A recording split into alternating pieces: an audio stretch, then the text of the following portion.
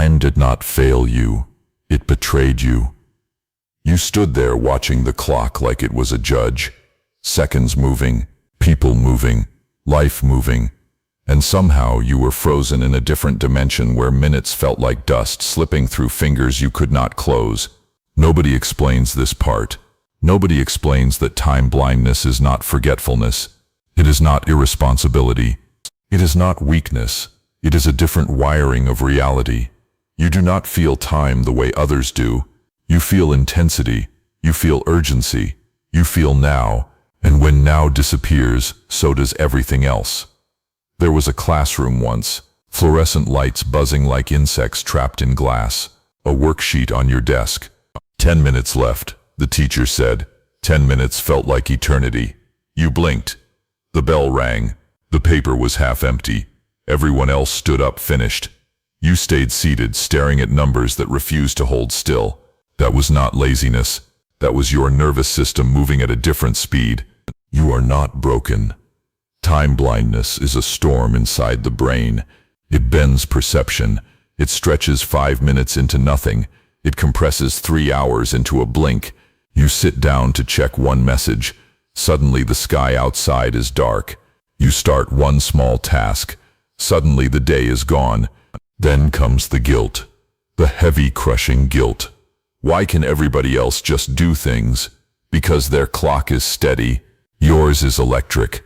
Your mind does not tick. It pulses. There is a difference. Time blindness is not about time. It is about regulation. It is about dopamine. It is about an internal compass that points toward interest, urgency, and emotion instead of minutes and hours. You were built for intensity, not routine, and nobody told you that.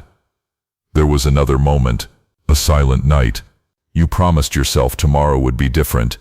You made a list. Clean handwriting. Structured. Disciplined. You felt powerful for a second. Morning came.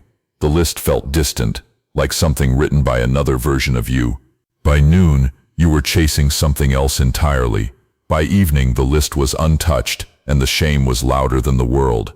That shame became a shadow. It whispered that you were unreliable, weak, undisciplined. But here is the truth nobody explains. Your brain does not measure time. It measures stimulation. If something grips you, hours disappear. If something bores you, seconds feel unbearable. Hyperfocus is not a superpower and a curse.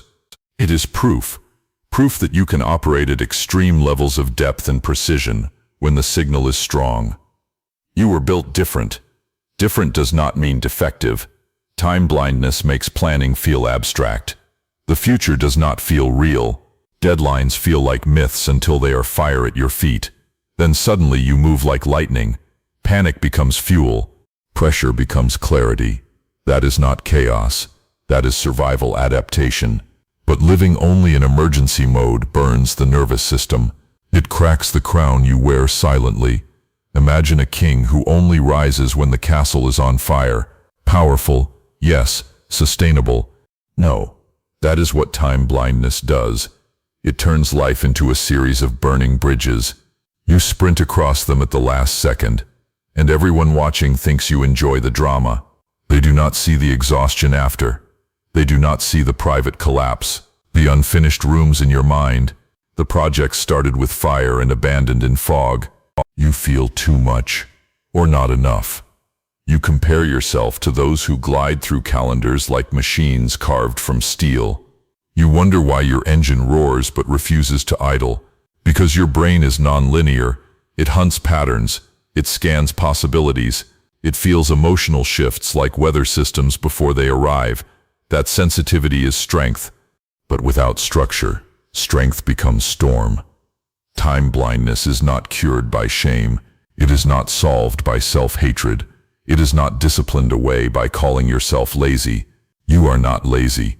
You are operating with a nervous system built for bursts, not marathons. And here is the twist.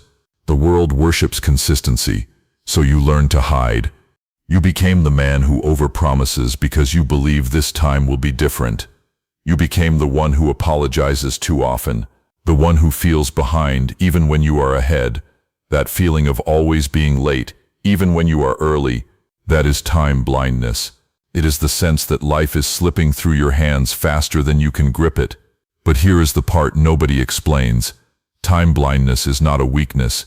It is a signal that your internal rhythm needs design, not punishment. You cannot use someone else's clock. You must build your own. And that begins with understanding one brutal truth. Your mind does not respect time. It respects emotion. Control the emotion, and you begin to control time. Ignore this, and you will keep fighting invisible enemies. This is not about productivity. This is about identity. Because when you understand how your brain bends time, you stop hating yourself for it. And when the self-hatred stops, the rebuild begins. The storm does not disappear. You become the one who commands it. The world told you that discipline means doing what you said you would do when you said you would do it. But nobody told you that your brain does not feel when. It feels now or not now. That is the fracture. Time blindness lives in that gap between intention and activation. You can see the future logically. You can describe it. You can even want it with fire in your chest. But until it becomes emotionally real, your nervous system does not move, so you wait. And waiting becomes guilt. There was a morning once, cold air. You woke up early, determined. The gym bag sat by the door like a silent witness. You looked at it. You knew you should go.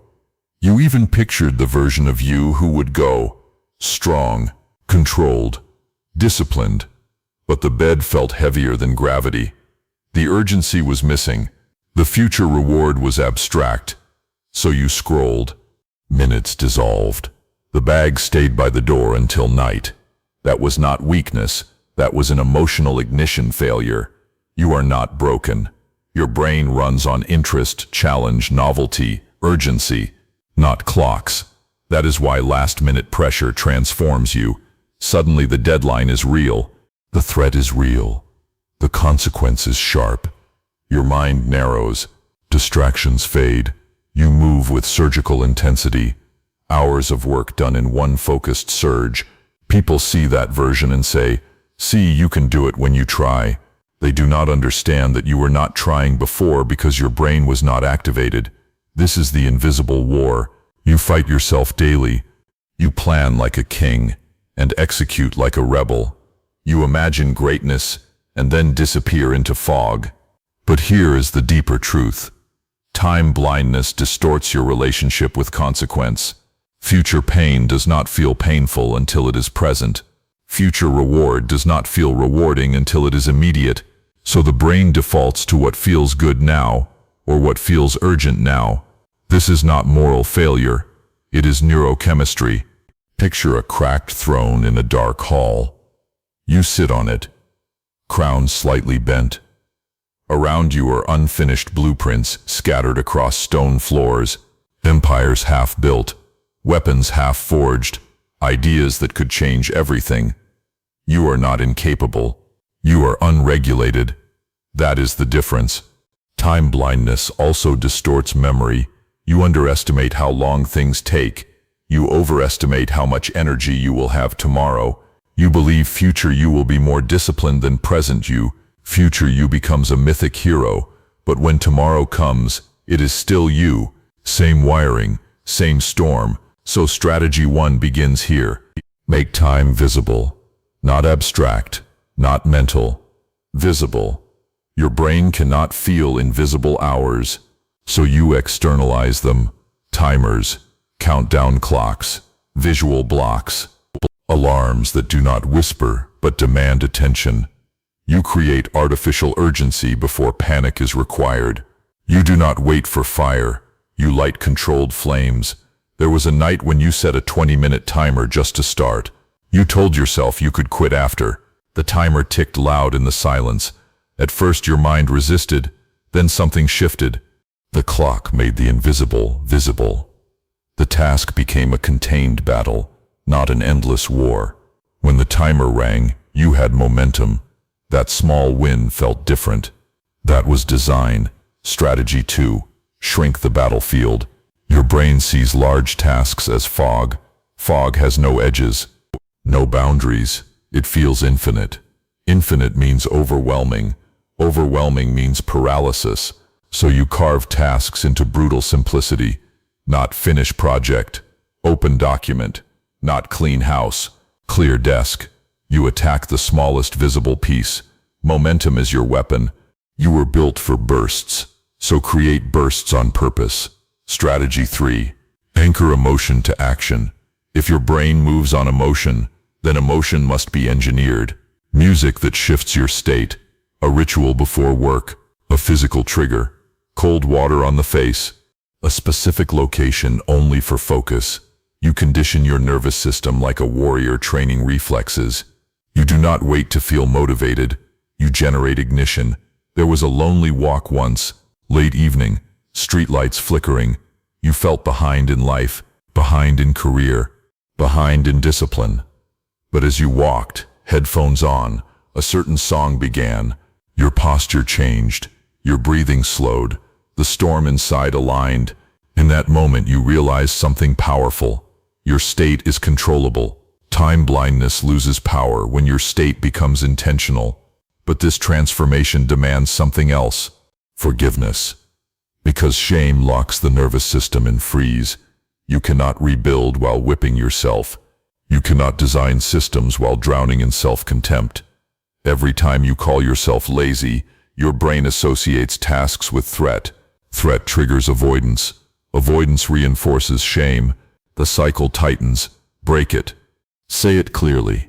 You are not lazy. You are not weak. You were built different. Different requires strategy. The underestimation you felt growing up was not random. Teachers thought you were careless. Parents thought you were distracted. Friends thought you were unreliable. Each label became a stone in your pockets. You carried them into adulthood. But those stones can become armor, because the same brain that loses track of time can also lose track of limits. Hyperfocus is proof of depth. Creativity is proof of nonlinear intelligence. Emotional intensity is proof of empathy and pattern recognition. You feel shifts others miss. You see connections others ignore. The goal is not to become like them. It is to become regulated you. Time blindness will not vanish, but it can be mastered. Not by force, by design. And when you start designing your environment around your brain instead of punishing your brain for not fitting the environment, something changes. You stop chasing the clock. You start commanding your rhythm. And that is where power begins. Power does not come from defeating your nature. It comes from mastering it. Time blindness will always whisper that there is more time than there is. It will always try to blur edges, soften deadlines, distort distance. The difference now is that you see it. You name it. You anticipate it like a storm on the horizon instead of a lightning strike out of nowhere. That awareness is the turning point. There was a moment that changed everything. You were sitting alone at night, screen light on your face, unfinished work open in front of you. The room was silent, except for the hum of electricity in the walls. You felt that familiar pressure rising. Not panic yet, just the slow tightening in your chest. In the past, you would have waited. You would have drifted. This time, you stood up. You set a timer. You cleared one small corner of the desk. You began, not perfectly, not heroically, just deliberately. And something inside you shifted from victim to commander. That is the rebuild. Time blindness does not disappear when you become strong. It becomes predictable. It becomes something you account for, like a warrior who knows his old injury will ache in cold weather, so he wraps it before battle. You stop trusting vague intention. You start trusting structure. This is where most people misunderstand transformation. They think motivation must be constant. They think discipline must feel natural. For you, discipline is engineered. It is built from friction, alarms, visual cues, pre-commitments, boundaries.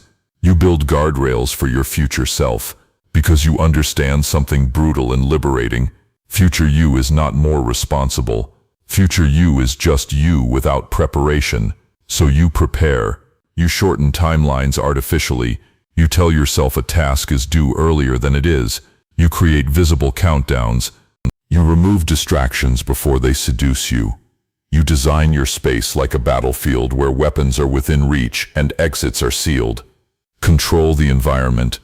Control the outcome. There was a memory from childhood. A science project due in 2 weeks. 2 weeks felt endless. You touched it once, then ignored it. The night before, you built the entire thing with shaking hands and racing thoughts. It was messy but brilliant. You turned it in exhausted. You received praise for creativity and criticism for presentation. That duality followed you into adulthood. High potential, inconsistent execution. Now you understand that inconsistency was never character. It was unmanaged time perception. You are not broken. You were navigating without a compass designed for you. But here is the deeper transformation. When you stop shaming your time blindness, you reclaim energy. Shame drains focus. Self-respect fuels it. Instead of saying, "I always waste time," you say, "I require activation." Instead of, "I cannot stay consistent," you say, "I must design for momentum." Language shifts identity. Identity shifts behavior. This is psychological warfare in your favor. You have lived underestimated, labeled distracted, dismissed as unreliable. That underestimation becomes fuel now. Quiet fuel, controlled fuel. You do not need to announce your change, you demonstrate it. Silence becomes your strategy. Imagine a cracked room inside your mind. Broken clocks on the walls, some spinning too fast, some frozen completely. In the center stands you, older now, calmer. You do not smash the clocks. You adjust them. You replace some. You remove others entirely. You accept that your sense of time will never be conventional, and you decide it does not need to be, because unconventional can be unstoppable. You begin stacking small victories daily, not dramatic, not cinematic, just consistent. A timer started on time, a task finished before panic, a promise kept to yourself. Each small win repairs the cracked crown, and slowly the identity shifts. You are no longer the man racing flames across burning bridges. You are the architect who controls when bridges are lit. There will still be days you slip, days when hours vanish, days when you feel the old shame knocking. That does not erase progress. That does not erase strength. Mastery is not perfection. Mastery is awareness plus recovery speed. You recover faster now. That is power. You start seeing your traits differently. Hyperfocus becomes a blade you unsheath intentionally. Creativity becomes strategy. Emotional intensity becomes intuition. Pattern recognition becomes foresight. The same brain that once sabotaged you becomes your advantage when regulated. You were built for depth, for vision, for intensity. The world runs on linear time. You run on meaningful time. When meaning aligns with structure, you become dangerous in the best way. Focused, driven, quietly relentless. Time blindness once made you feel behind in life. Now it becomes the reason you move differently. You do not chase trends, you build systems. You do not rely on mood, you rely on design. You do not hate your wiring, you train it. And one day you look back at the version of you sitting in that fluorescent classroom, staring at unfinished pages, feeling small and confused. You realize that child was not incapable. He was overwhelmed by a world that measured him with the wrong ruler. Now you hold your own ruler. Time is no longer an enemy. It is terrain, and you have learned how to navigate it. Keep sharpening,